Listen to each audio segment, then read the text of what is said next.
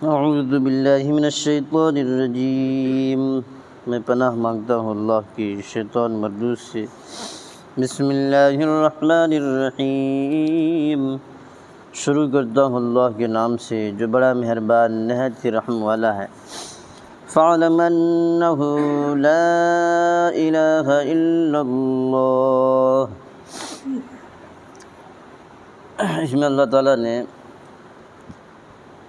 26ویں پارہ کی آیت ہے، اس آیت کا ایک ٹکڑا پڑھا۔ اس میں اللہ فرماتا ہے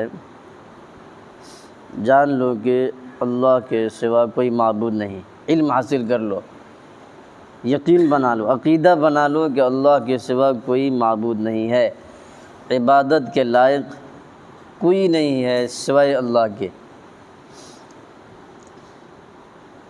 یہ وہ کلمہ پاک ہے جس کو سچے دل سے ایمانداری کے ساتھ جب کوئی شخص پڑھتا ہے تو کیا سے کیا ہو جاتا ہے۔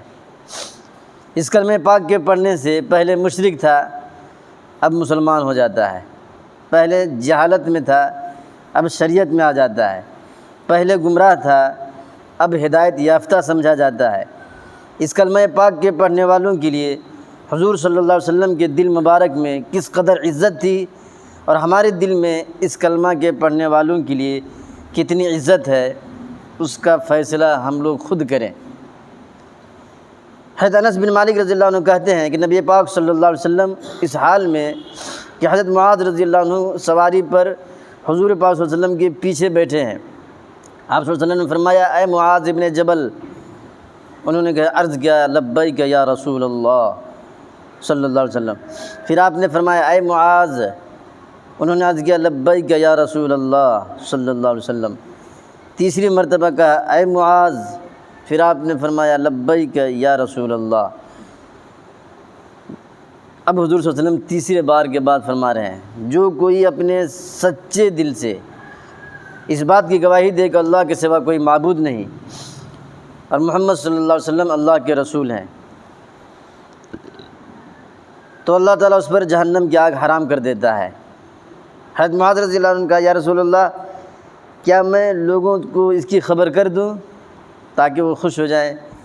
آپ صلی اللہ علیہ وسلم نے فرمایا کہ اس وقت جب تم خبر کر دو گے تو لوگ اسی پر بھروسہ کر کے بیٹھ جائیں گے اور شریعت پر عمل نہیں کریں گے۔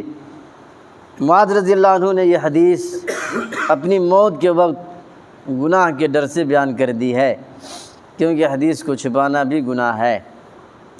یہ حدیث ہے کہاں؟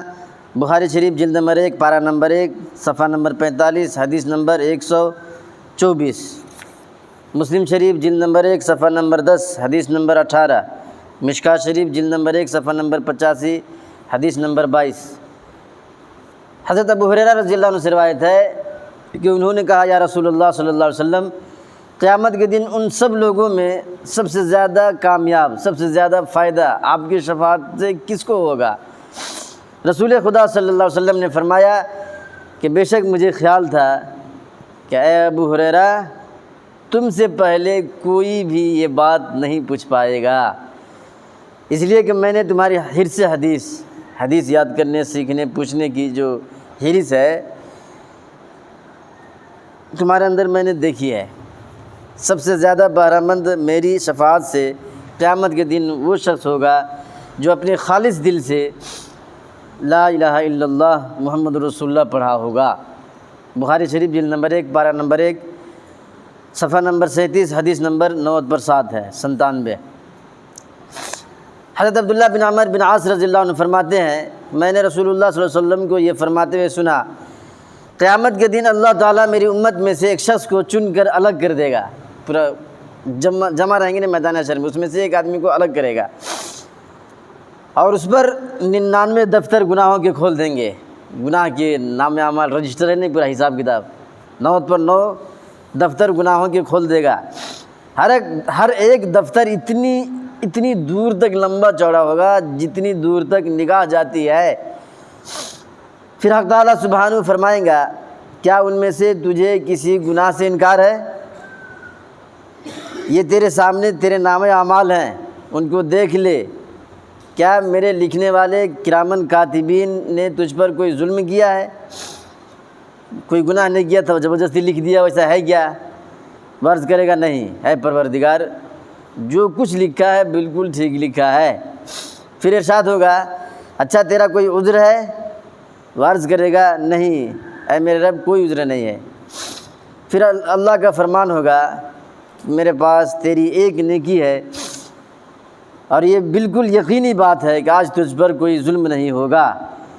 اتنے میں ایک کپڑے میں لپیٹا ہوا ایک پرچہ نکالا جائے گا جس میں لکھا ہوگا اشہد ان لا الہ الا اللہ و اشہد ان محمدً عبدہ و رسولہ۔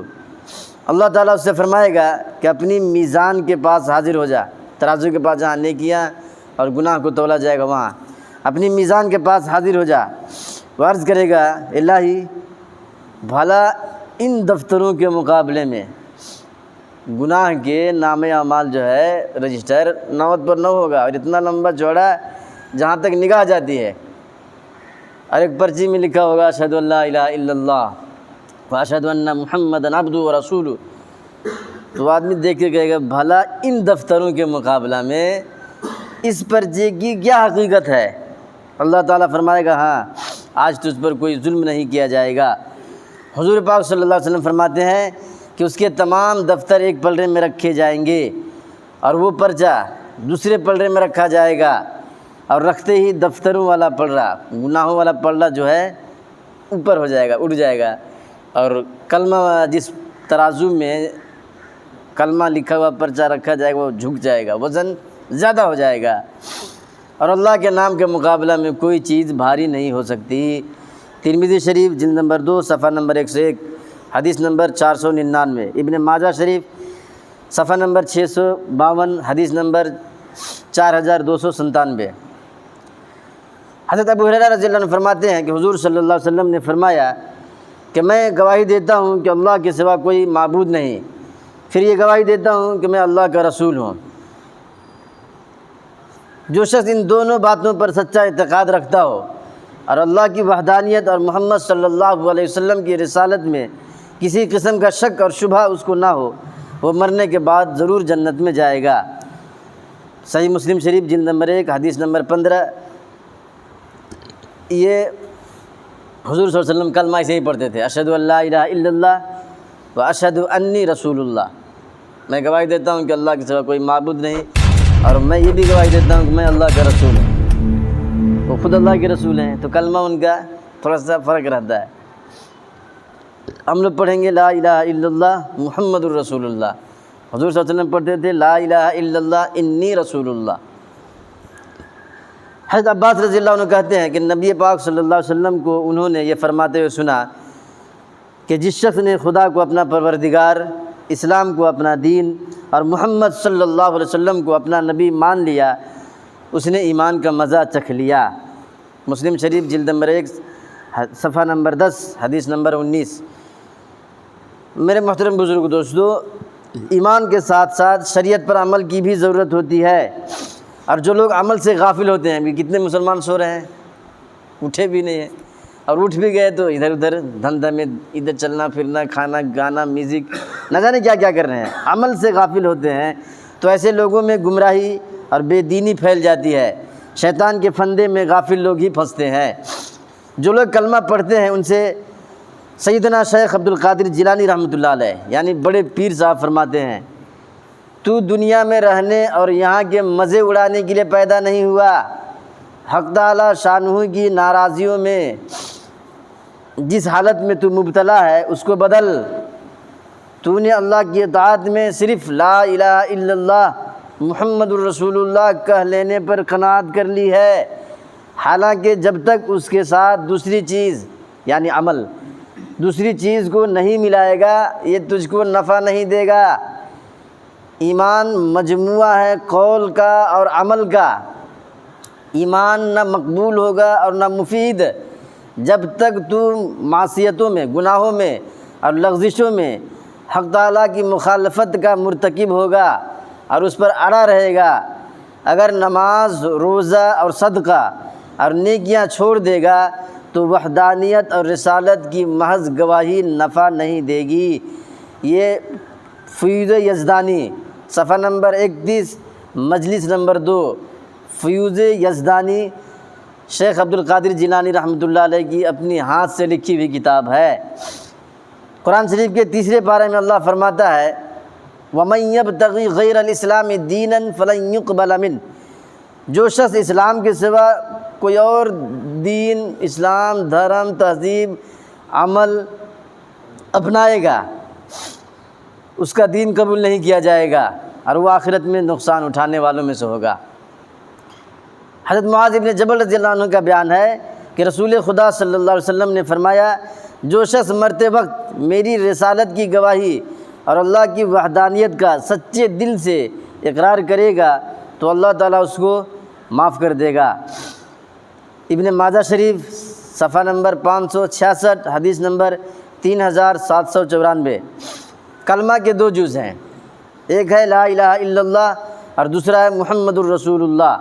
لا الہ الا اللہ کا مطلب یہ ہے کہ اللہ کے سوا کوئی معبود نہیں، اللہ تعالیٰ ہی کو اپنا معبود سمجھیں، اسی کی عبادت کریں۔ بغیر عبادت کے اللہ کو ہم اپنا معبود کس منہ سے کہیں گے جب اس کی عبادت کیا ہی نہیں؟ جب اس کی عبادت کیا ہی نہیں تو پھر کیسے کہو گے ہمارا معبود ہے؟ کیسے کہو گے؟ کس منہ سے کہو گے؟ اس کی عبادت تو کرتا نہیں ہے تو پھر کیسے کہو گے ہمارا معبود ہے؟ شرم آنی چاہیے، سوچنا چاہیے۔ بہرحال تو کلمہ کے 2 جز ہیں، ایک ہے لا الہ الا اللہ، ایک ہے محمد رسول اللہ۔ لا الہ الا اللہ کا مطلب اللہ کے سوا کوئی معبود نہیں، تو اللہ ہی کو معبود سمجھیں اور عبادت بھی کریں۔ بغیر عبادت کیے ہوئے اس کو کہنا کہ میرا معبود ہے، شرم کی بات ہے، جھوٹ بول رہا ہے، دھوکہ دے رہا ہے، فراڈ کر رہا ہے۔ اس لیے بندہ پر معبود کی عبادت ضروری ہے۔ دوسرا جز ہے محمد الرسول اللہ، محمد صلی اللہ علیہ وسلم کو اپنا رسول جانے، یعنی رسالت کی گواہی دے، آپ کی شریعت پر عمل کرے۔ یہ آپ صلی اللہ علیہ وسلم کی رسالت کی عملی گواہی ہے، زبان سے تو اقرار کر لیا ہے، گواہ کون؟ گواہ کون ہے؟ یہ عمل، یہ جسم گواہی دینا، چونکہ زبان ہمارے پاس ہے، ہمارے جسم میں ہے، زبان سے اقرار کیا ہے تو اسی میں سے گواہ رہنا ہے، دوسری جگہ سے آگے گواہی نہیں دینا۔ زبان سے کیسا اقرار کرتا ہے، اندر سے باہر تک، دل سے لے کے زبان تک سب کا کانٹیکٹ جڑا ہوا ہے یا نہیں، دھوکہ فراڈ سے کام لے رہا ہے، کیسے کر رہا ہے؟ گواہی جسم کا یہی حصہ دینا۔ جب زبان سے اقرار کر دیا کہ اللہ کے سوا کوئی معبود نہیں تو انہی جسموں سے، ہاتھ، پاؤں، ناک، زبان، سر، پیشانی، گھڑگا، ٹخنا، یہ انگلیاں، ساری چیزیں اس کی گواہی دینا کہ ہاں معبود وہی ہے، میں اس کی عبادت کرتا ہوں۔ اور اگر عبادت نہیں کرتا ہے تو جھوٹ بول رہا ہے۔ اللہ تعالیٰ ہم سب کو سمجھنے کی، عمل کرنے کی توفیق عطا فرما دے، آمین۔